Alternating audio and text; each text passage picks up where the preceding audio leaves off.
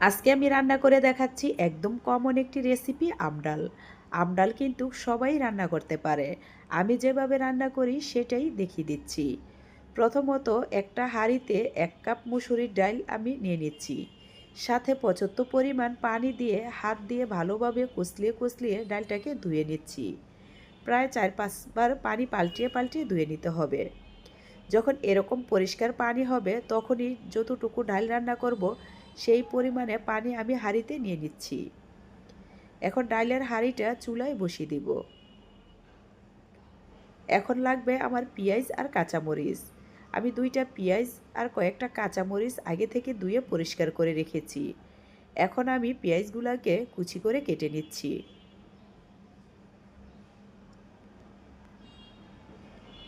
এই তো পেঁয়াজগুলো কাটা হয়ে গেলে এখন আমি কাঁচামরিচগুলো মাঝখান থেকে একদম ফালি করে কেটে নিব। তো পেঁয়াজ আর মরিচগুলো কাটা হয়ে গেছে। এখন আমি ডালের সাথে দিয়ে দিচ্ছি। আরও দিয়ে দিচ্ছি 1 টেবিল চামচ লবণ। এখন আমি ঢাকনা দিয়ে ডেকে ডালটা সিদ্ধ হওয়া পর্যন্ত রান্না করে নিব।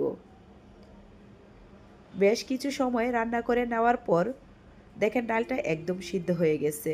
এখন আমি ঢাকনাটা উঠিয়ে নিচ্ছি আর দিয়ে দিচ্ছি অল্প একটু হলুদের গুঁড়া। এখন আমি আরও 2-3 মিনিট এভাবেই রান্না করে নিব, যাতে করে হলুদের গন্ধটা চলে যায়।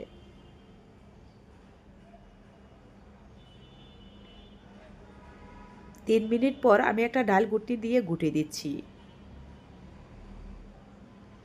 তো ডালটা গোটা হয়ে গেছে।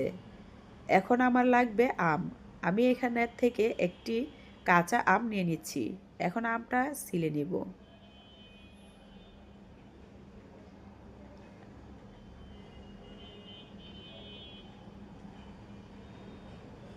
এই তো আমটা ছিলে নেওয়া হয়েছে।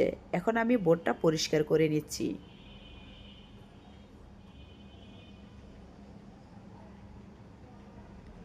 এখন একটা ছোট ছুরি দিয়ে 2 সাইড থেকে আমের কেটে নিচ্ছি। আর বড়া থেকে ছোট ছোট পিস করে যতটুকু নেওয়ার ততটুকু নিয়ে নিচ্ছি। আর এই বড়াটা রেখে দিচ্ছি। 2 সাইডের আমটা আমি এরকম ফালি করে কেটে নিচ্ছি। তা আমটা কাটা হয়ে গেছে। এখন আমি ডালের ভিতরে দিয়ে দিচ্ছি। এখন আমটা সিদ্ধ হতে থাক। ওইদিকে ডাল ভাগানোর জন্য আমি কয়েকটা রসুনের কোয়া নিয়ে নিচ্ছি।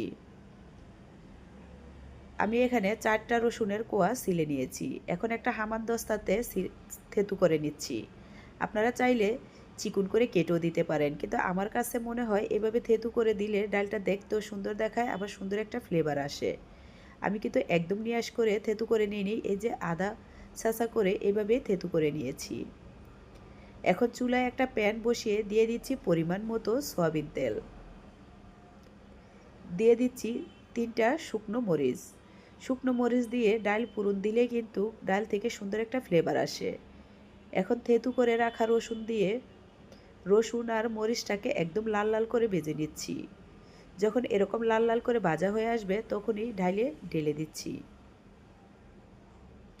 তো বাগার দেওয়া হয়ে গেছে। ডাল রান্না কিন্তু প্রায় শেষ পর্যায়ে, কিন্তু ধনিয়া পাতা ছাড়া কি ডাল জমে বলেন?